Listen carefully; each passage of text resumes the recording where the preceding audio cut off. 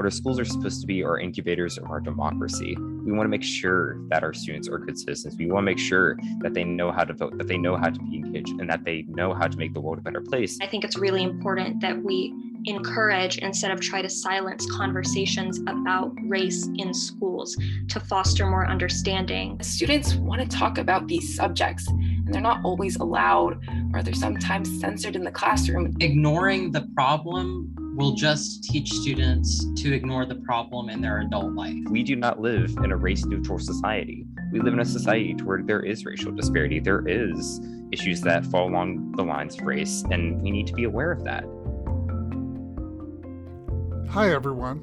This is Ken Peternick, the host of Courageous Conversations about our schools. Today, we have some very special guests from the state of Kentucky. They're all high school students and members of the Student Voice Team, an organization that was formed in 2012 by a small group of high school students who wanted to ensure that all students like them, have a voice in the way Kentucky public schools are run. Their website says, "We are young people co-creating more just, democratic Kentucky schools and communities as research, policy, and advocacy partners." For this conversation, I will be asking them about an important research project they completed recently that reflects the views of over 11,000 Kentucky high school students about race and racism and the way their schools are dealing with these topics. The report is called Race to Learn. Let's meet these students. Hi, everyone. I'm Connor Flick. I'm a senior at the Gann Academy in Bowling Green, Kentucky. I'm the cross-organizational coordinator for the Kentucky Student Voice Team, which means I lead a lot of the mission and messaging that the team tries to do in our work. My name is Isha Bajwa, and I'm a senior at Fern Creek High School, located in Louisville, Kentucky. And I have recently joined as a student reporter, so I've worked on the blog and other teams associated with the research that we have done so far. My name is Sarah Falucci, and I am a junior at Paul Lawrence Dunbar High School in Fayette County, which is located in Lexington, Kentucky, so central Kentucky. And I do work for the Student Voice Forum, which is our editorial board, the Get Schooled podcast. I help out with climate audits and sort of dabble in some other stuff. Hi, I'm Hayden Watkins, a sophomore at Round County Senior High School in Moorhead, Kentucky, which is in eastern Kentucky. I'm new to the team, but I've had a lot of fun being involved so far. I'm a quantitative analyst, and I've been working on the podcast that Sarah mentioned as well.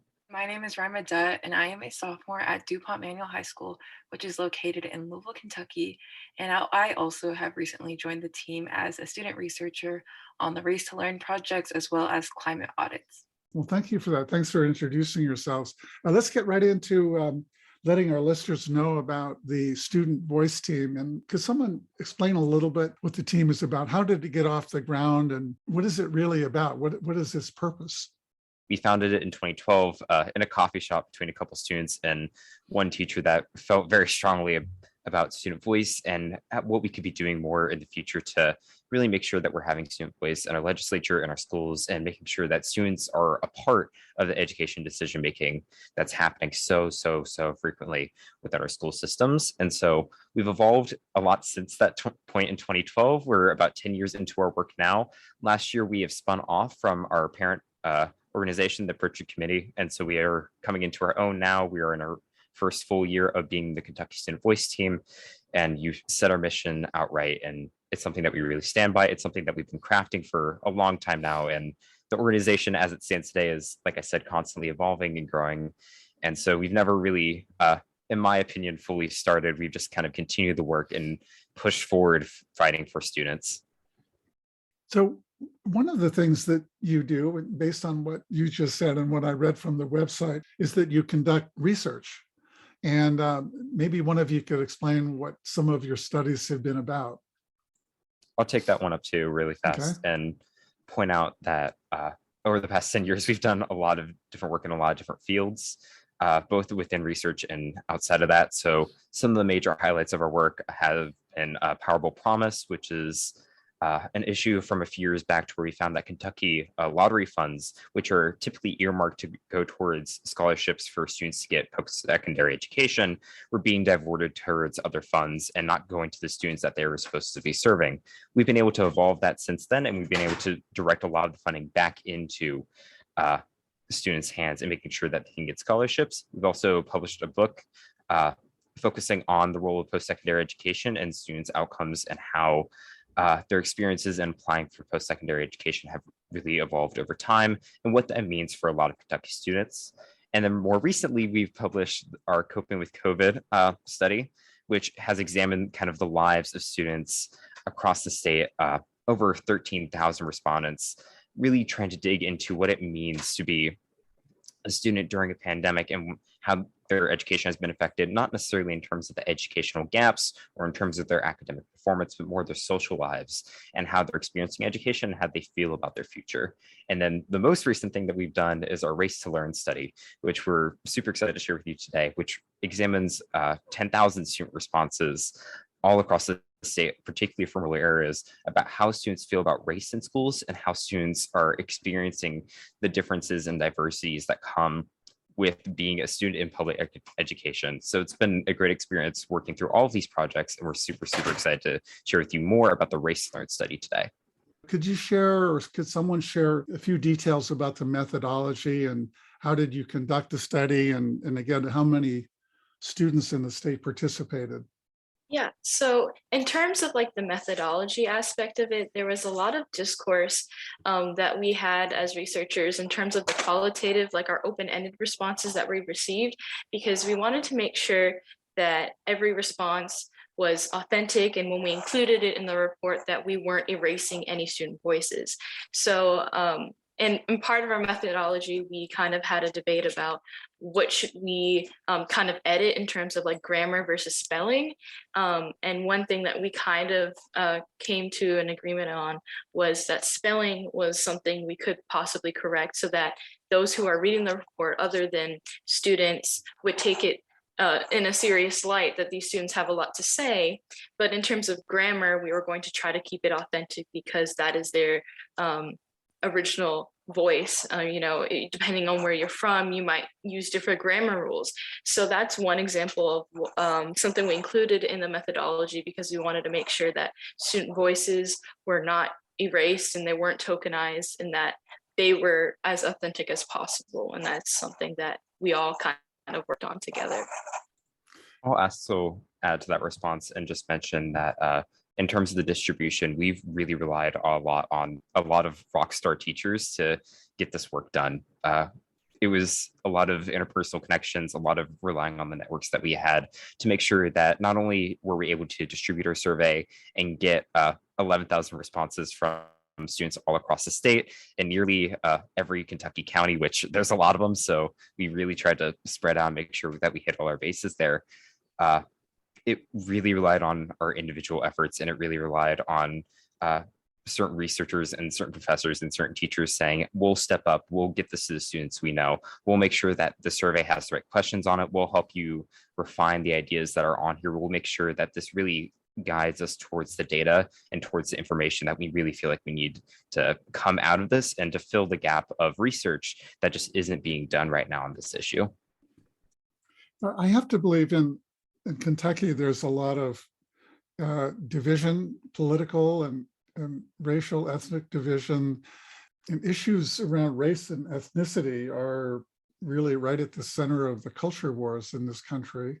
And I can't imagine that Kentucky's any different. So I would love to hear you talk about how you were able to conduct a study about race and racism in a climate where there are these divisions, and whether you ran into any resistance along the way when you proposed doing the study and actually conducted it. The topic of race is something that's been heavily politicized, especially, within Kentucky, but also looking at it at a national level. There have been a lot of conversations about race and education and where they intersect. And when we put this study out, we had a lot of respondents and a lot of people who helped us with the study who were very, very eager to have these conversations because this is something very important to a lot of Kentucky students who may not otherwise have the chance to speak up about it.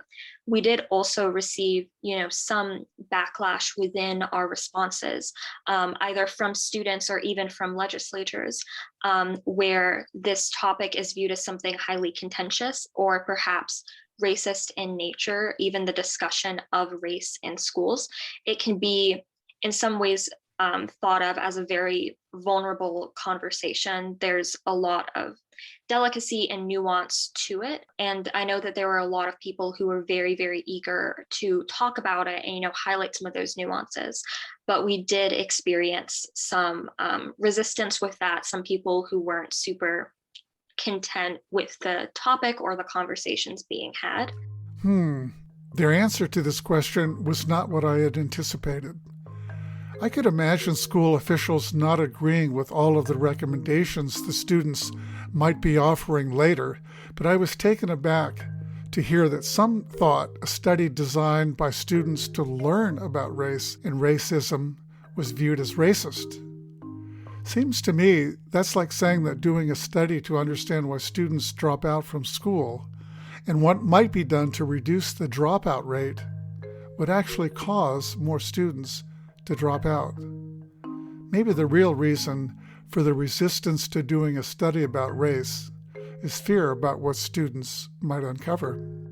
Despite some resistance to doing the study, the students carried on, and here is Rima describing their key findings. Yeah, so we had 6 major key findings. Each of the findings touched on different aspects. Our first finding having to do with confronting racism, in which we found that 46% of the students reported that their schools need to do more to confront racism, showing how students feel the urge that they see the disparities in their everyday school environment, and how students of color specifically reported that 28% of students of color reported that race both positively and negatively impacts their education, in which we see that having to grow up in these environments to hear phrases that put them down undermine them as people, and while their students who are white are oblivious to what the effects of what they are saying are.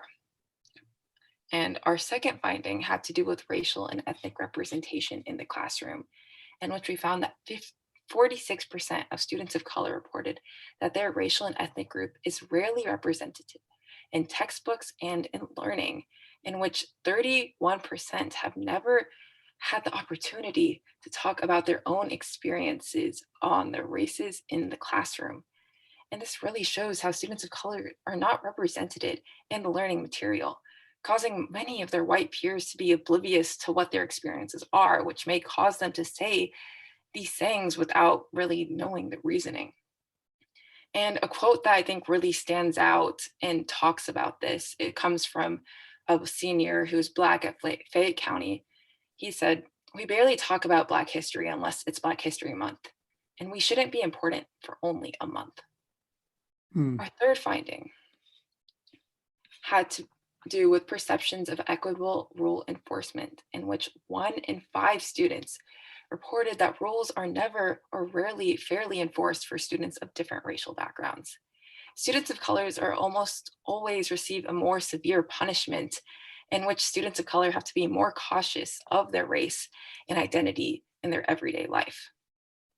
Our fourth finding had to do with racial and ethnic exclusion, in which we found that 31% of students often hear students make insensitive comments about race and ethnicity in school. Racial slurs create an uncomfortable learning environment for many of these students, which doesn't allow them to feel safe, and knowing how important it is for students to have a safe environment when learning, to properly learn and really experience a more positive learning environment is extremely important. And there was a quote that, again, really stood out to me, and it said, "Every day it's like insensitive and racist comments flying around me all the time." That came from Hardin County, a senior who was Black.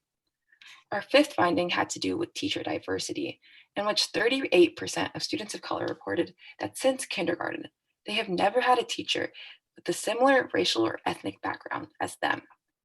It really highlights how adult representation is such a large impact on the learning experience.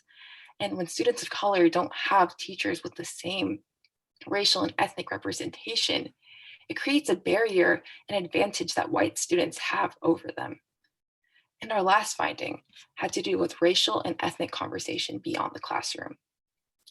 78% of students surveyed reported to have several friends of races and ethnicities different from their own. And within that 78%, 39% regularly have conversations about race and ethnicity outside of the classroom, showing that students have friends of different race and ethnicities, and they are having these conversations outside of classrooms, which show that students want to talk about these subjects, and they're not always allowed, or they're sometimes censored in the classroom and told they're not allowed to speak up on it. I was especially intrigued by this last finding, that most students want more opportunities to discuss race and ethnicity in class, and at times aren't even allowed to have such discussions. I wanted the students to help me understand why they thought this was the case. I feel like it's because many teachers are not, they don't know how to handle these conversations in a respectful manner without insulting one race, and they just choose to avoid it. So I think part of it was kind of this fragility that Raima touched on a little bit about how like teachers are really afraid of insulting students, but also just not, some teachers aren't equipped with the training or even just informal knowledge about diversity and acceptance, and just knowledge about what racism like manifests currently for students. So I think part of it is issues of diversity in schools. If you look at more rural schools in Kentucky, teachers aren't as exposed to diversity, or even if they are exposed to it, they don't know how to handle it or how to properly address it.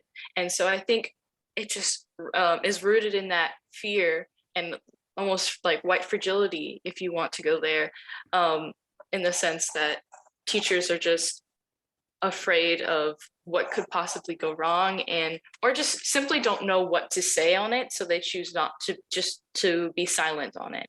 So I want to come to your recommendations in a moment, but I just want to ask you a question about these culture wars that are erupted all over the country around education. And of course, you're quite familiar with the skirmish around critical race theory, and the charge from many people who think and support the idea that it should be banned. And there are many states that have banned it, school districts that have banned it, although it's usually not very clear that the people banning it define what critical race theory is. But it's essentially banning conversations about race and racism. And the reason that they support those bans in many cases is because they believe that it creates division, that it causes people to hate each other, or it causes white students to feel guilty, or it causes students of color to feel victimized. I just wonder if any of you would love to hear your thoughts about that problem or that question, or the questions surrounding the debate on critical race theory. Sarah. I think one thing that's important to consider with schools is that schools by nature intend to prepare people for interactions in the broader world. And I think with that comes the need for students to recognize the history of the places we live and interact with and the people we coexist with. And I think that's a very critically important facet of it. And I think the politicization and, the way that race, discussions of race in school have been made highly controversial really shows a distance from the truth that for students of color, they don't have the option, or even, you could say the privilege, to distance themselves from the impact and the disparities they face in the education system due to their own ethnicity and race. And that for many, white students, it can be easy to say that the discussion of race in schools is something, highly contentious and can create divisions. But the truth is that for students of color, they have these marginalized identities, and they can't go about their daily lives pretending as if that's not part of them. And that pride for their own identity is something really critically important. So I think with these conversations, sometimes there's a negligence of the fact that we need to consider that students don't necessarily have the opportunity to completely forget the way that race plays a part in really every part of this nation's history and education by default. And I think it's really important that we encourage instead of try to silence conversations about race in schools to foster more understanding for students with other students and also people in the greater world. So that's one thing I would say to those national conversations. I think it's really critically important that we talk about race in schools. Are there benefits to white students who engage in these conversations about race and racism? I think there is, because even if you don't particularly come from a background of being a marginalized ethnicity or race within schools, even if you're a white student, there's still importance to talking about race and ethnicity and really understanding it. I think that's something that you can take with you. And I think it's important that students of color don't have to bear the brunt of having to be constantly conscious and having to become the educators in the education system they are trying to learn from, and that they don't have to be the ones forced to educate other students and teachers about the impact that the education system and this country's history has on their own identity. And I think white students should learn about race, and that's something that shouldn't be put to be faced by students of color themselves. And I can pass it off to Connor. This is Connor speaking. I have kind of dual-pronged thoughts on this. I'm going to take a little bit of Sarah's thought here about how really what we see for our education systems and what we really hope to have come out of them is the sense that education can help prepare our students for the real world, and education can help prepare our students for what comes next and living in the society that they're growing up in.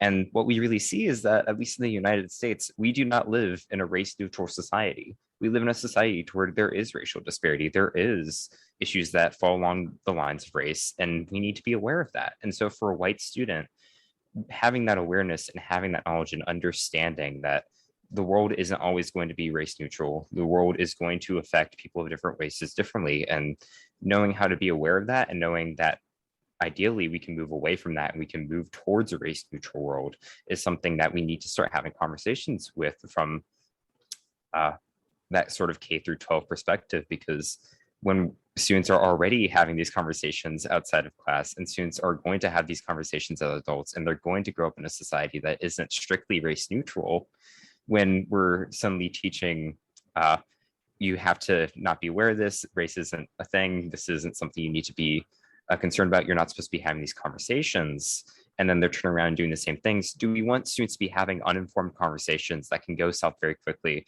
to where some students are using slurs, some students are not being attentive to the issue, some students are deeply misinformed about the role in the race in this country? Or do we want them to be aware of the facts and the knowledge that we know exists, so we can actually move towards that race neutral world and make sure that we can actually be in a world to where that sort of history and that sort of privilege and that sort of discrimination no longer happens, because we're aware of it and we're actively seeking to overcome it.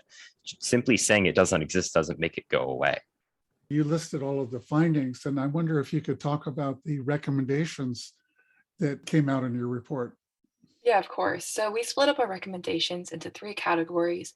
1, recommendations for students, then recommendations for teachers, and lastly, recommendations for administrators and policymakers.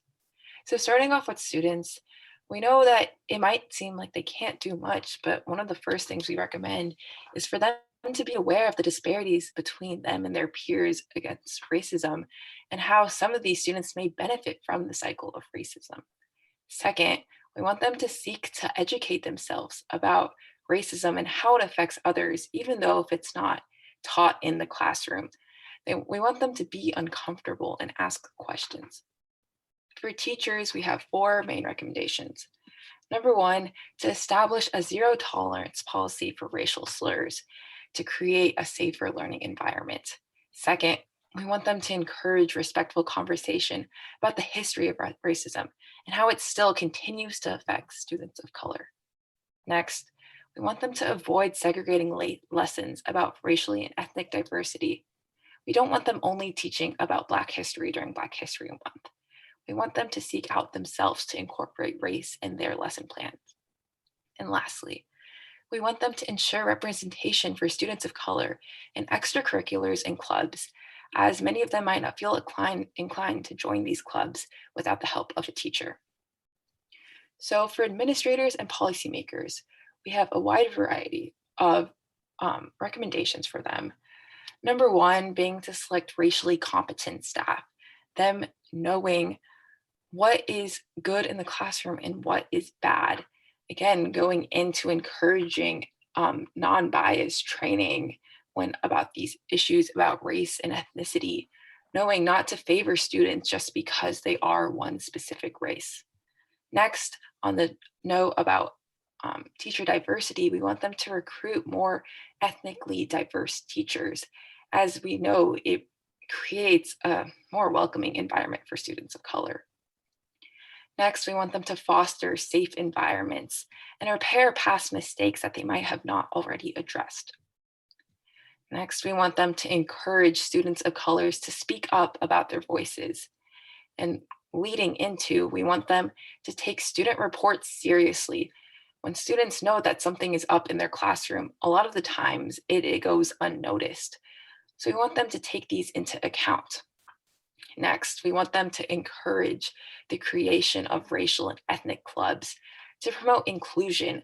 For example, an Asian student committee where Asian students can continue to learn about their history, as it might not be taught inside the school education system. And lastly, we want them to get feedback from students of color about their school climate, knowing how students feel in these situations. And those are our main recommendations. Thank you for that, Rima. I want to ask you about one of them, the zero tolerance recommendation when in response to racial slurs and other racist acts. Can you say a bit more about what, and anyone can respond to this, what you think should happen when something happens that is racially motivated?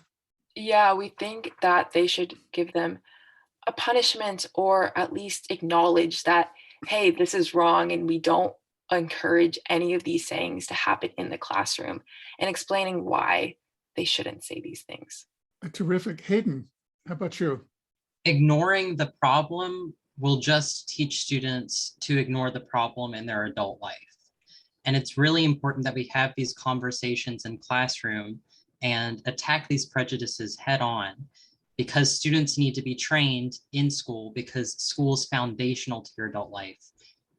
It's important we have these conversations in schools so that in our adult life, we can address these issues, because ignoring these issues is just going to teach us to ignore the racial prejudices that exist in America and worldwide.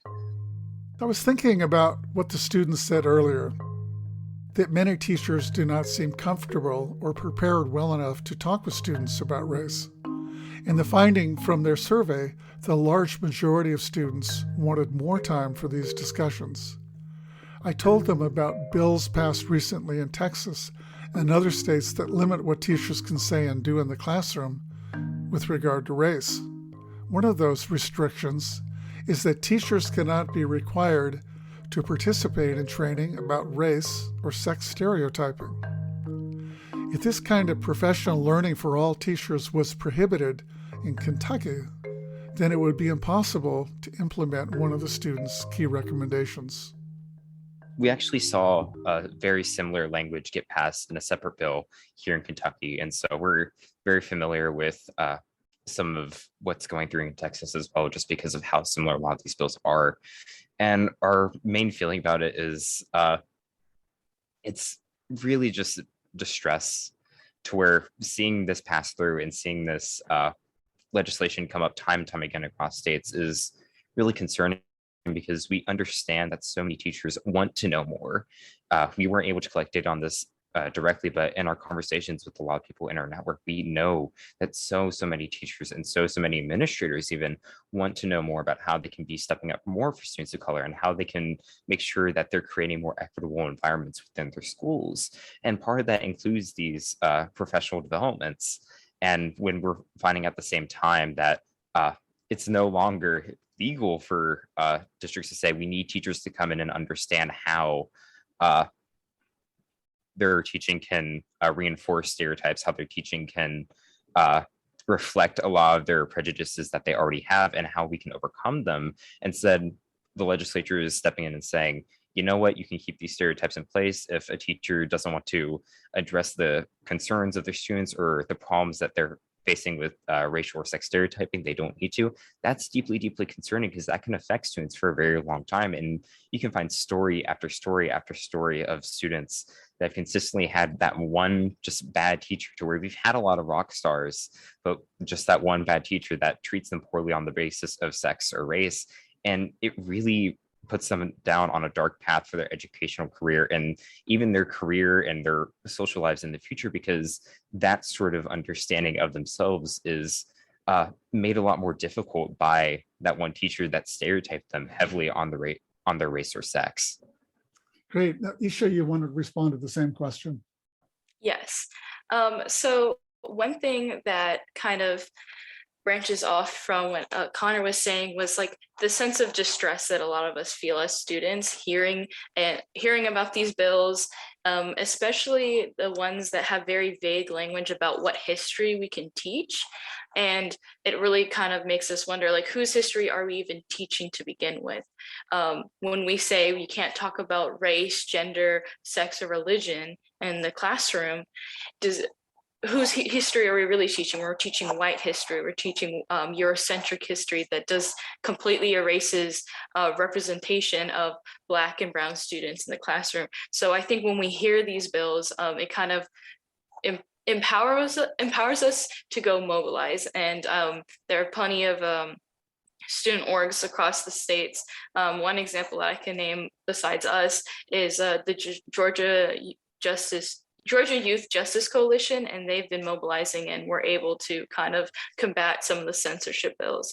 But also, even with us, Kentucky Student Voice team, back in January, we organized with with a teacher kind of Facebook group. Connor, you can let me know the name because I kind of forget, but they hosted an event, and some of our students actually went to the Capitol in Frankfurt.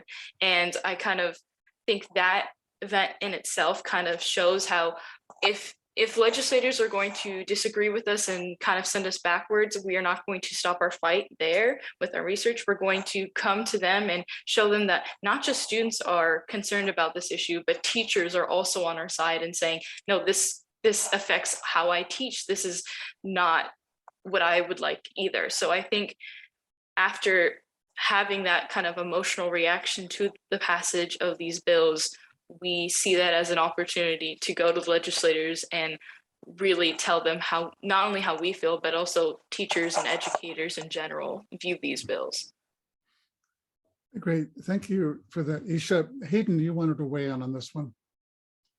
Yeah, Isha was talking about white history, and something I think is that if we're just teaching white history, that's not American history, because America is a racially diverse country and is growing more racially diverse by the second. And if we can teach the mistakes we've made in the past, we can combat these current racial prejudices that exist in our society and combat more that may arise in the future to make this truly a country of equality, so that race won't be an issue in getting ahead in America and that everyone can be on a level playing field. I'm curious to know if the culture wars and the divisions in the state have how they have affected the way that you have released your report and findings and tried to get the word out about what you found and what you're recommending. But talk a little bit about the impact that your report has had and how people have received it. Hayden? So we first released this report to the public in a pop-up press conference outside of the Capitol Annex in Frankfurt. And ever since that event, this report has kind of been snowballing. We've received a lot of requests to present our findings, like this podcast here today. And we've also got some presentations going on with the American Education Research Association and even the Kentucky Board of Education. And it's really excellent to see this report be having such widespread results, and these conversations about race are happening. And like our report showed, students want this conversation about race to be happening because they're interested and they need to talk about it. And our ultimate goal, one of the recommendations in this report, is to get these conversations in classrooms as well.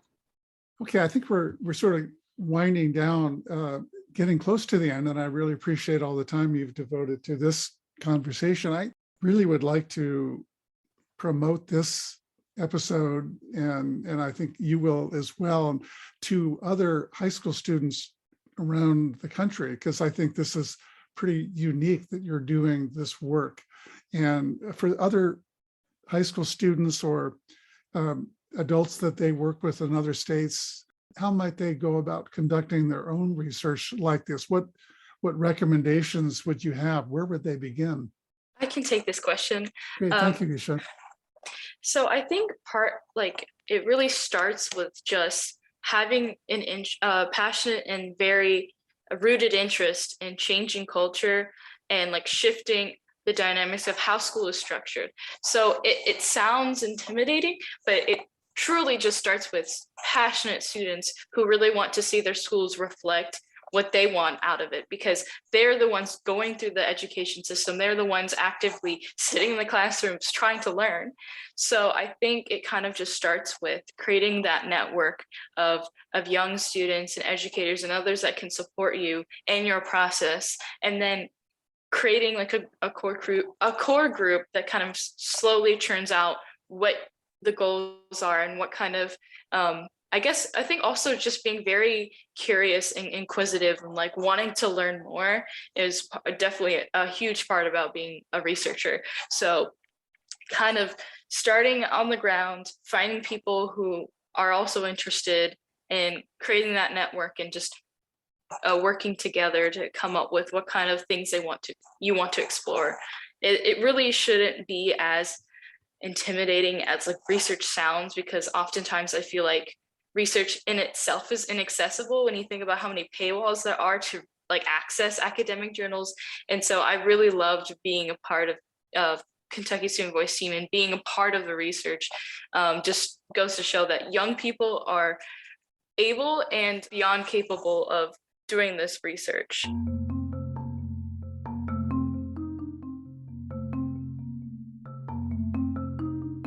From what I can tell, these students, members of the Kentucky Student Voice team, are indeed beyond capable of conducting meaningful research about their schools. Their survey methodology was sound. Their large sample size was more than adequate to come up with valid and reliable findings. And their recommendations about how to strengthen learning opportunities for all high school students in the state seem eminently sensible, especially since the recommendations were based on what students say they want for their education. My hope is that lawmakers and education officials in the state appreciate and take seriously the recommendations in the Race to Learn report. And if any of them take issue with it, I hope they'll reach out to the team and offer to have a civil and courageous conversation about it.